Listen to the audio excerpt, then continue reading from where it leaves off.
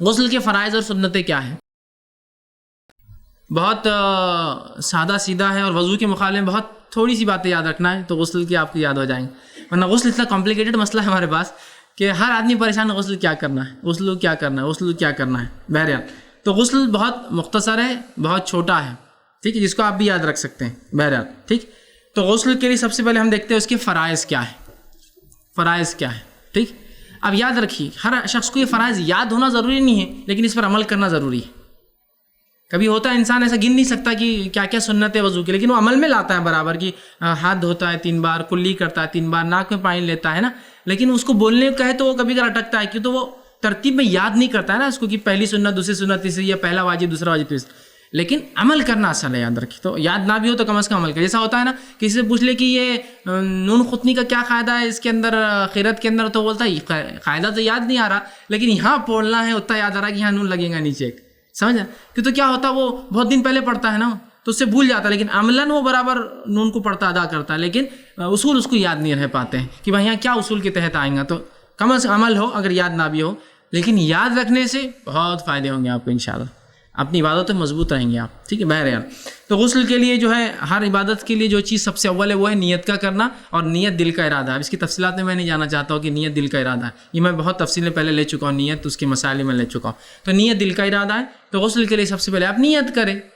کہ میں غسل کر رہا ہوں، ٹھیک، یہ اس کی نیت ہے، اور ہر کام سے پہلے نیت کرے، اور نیت دل کا ارادہ ہوتا ہے، یاد رکھیے۔ ہم میں سے عموماً لوگ بد نیت نہیں ہوتے، بے نیت ہوتے بس ہم لوگ بہت سی بار، تو نیت کر لیا کریں، اس لیے کہ نیت کرنے سے ایک مباح عمل، ایک جائز عمل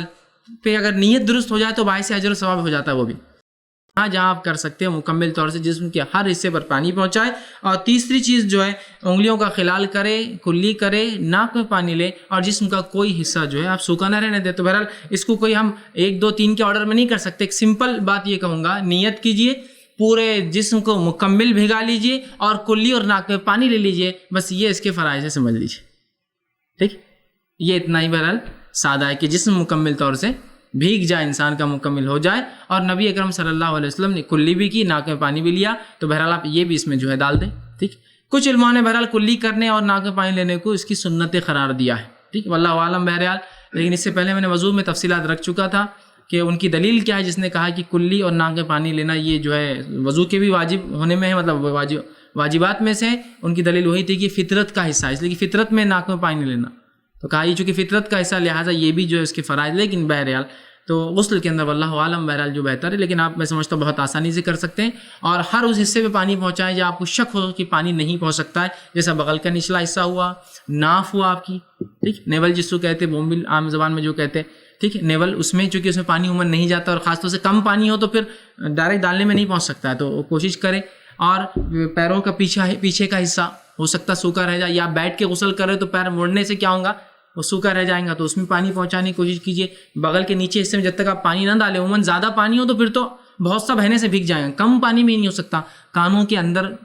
ٹھیک ہے، اس کو آپ کریں، ٹھیک ہے۔ تو یہ آپ کوشش کریں، جسم کا مکمل جسم کا غسل میں بھیگنا یاد رکھیے ضروری ہے۔ تو یہ تھے بس کچھ باتیں جو غسل کے تعلق سے، ایک عام زبان میں کہوں پورا جسم بھیگ جائے آپ کا، اوپر سے اور کوئی حصہ باقی نہ رہے۔ اور غسل جنابت ہو تو پھر جڑوں تک پانی جانا ضروری، یاد رکھیے۔ غسل جنابت وہ غسل ہوتا ہے جو آپ پر واجب ہے کرنا، اور عام غسل وہ ہوتا ہے جو واجب نہیں پھر بھی آپ کرنا ہے، ایسا آپ روز غسل کرتے ہیں لیکن واجب نہیں آپ لیکن کرتے ہیں، تو اس میں اگر پانی جڑوں تک نہ آیا تو کوئی مسئلہ نہیں، لیکن غسل جنابت میں جڑوں تک پانی جانا شرط ہے مردوں کے لیے، اور عورتیں جن کے بال بہت گھنے ہوتے ہیں،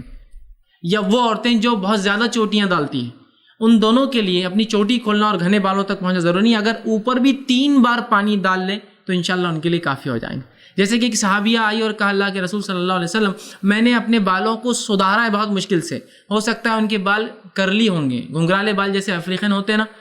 تو انہوں نے کہا کہ میں نے ان بالوں کو سیدھا کرنے کے لیے بہت ساری چوٹیاں ڈالی، چھوٹی چھوٹی، چونکہ جن کے بال گھنگرالے ہوتے ہیں ایک چوٹی بڑی نہیں آتی، چھوٹی چھوٹی چوٹیاں ڈالتے ہیں، تو کہا اب کیا میں ہر بار غسل جنابت کو پوری چوٹیاں کھولوں، پوری پلیٹس کھولوں اس کی؟ تو کہا نہیں، ضرورت نہیں، تو 3 بار پانی ڈال لیں۔ تو یہ اس عورت کے لیے ہوگا اس کے بال بہت گھنے ہیں، یا اس نے چوٹی ڈالی جس چوٹی کا کھولنا ممکن نہیں ہوتا۔ یہ بات ہندوستانی ماحول میں نہیں سمجھ میں آئیں گے ہم کو، افریقہ ماحول میں سمجھ، جہاں آپ کو بال جمانا بولے تو ایک محنت کا کام ہوتا ہے، کئی عورتیں مل کے کئی دنوں تک بال جماتی ہیں آپ کے، تب جا کے وہ ایک بار بال سیٹ ہوتے ہیں آپ کے، تو کئی سالوں تک پھر اس کو ہاتھ نہیں لگاتے ہیں لوگ۔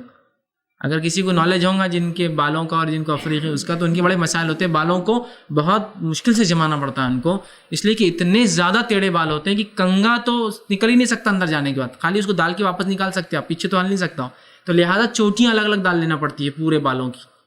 اب ایسی پلیٹس کو کیا کریں گے، وہ کھول تھوڑی سکتے ہیں. تو کہا اگر پورا نہ بھی ہو تو 3 بار پانی ڈال لے تو کوئی حرج نہیں.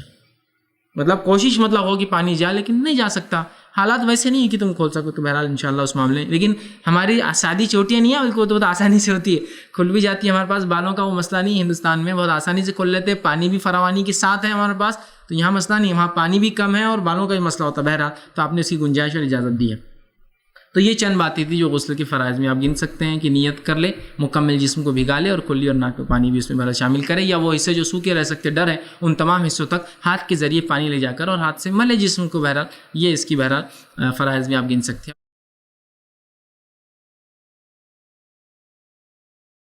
السلام علیکم. آپ بھی ہمارے اس کام میں تعاون کریں اپنی زکات و صدقات کے ذریعے. ڈونیشن ڈیٹیلز کے لیے ڈونیٹ اس پر کلک کریں. اگر آپ کو ہمارے ویڈیوز پسند آئے ہیں تو اسے شیئر کریں اور ثواب کے حقدار بنیں. روزانہ ہمارے ویڈیوز کو پانے کے لیے ہمارے یوٹیوب چینل کو سبسکرائب کریں اور بیل آئکن دبائیں. ہم سے دیگر سوشل میڈیا پر جڑنے کے لیے ویڈیو میں دیے گئے آئی ڈی کو سرچ کریں. جزاک اللہ.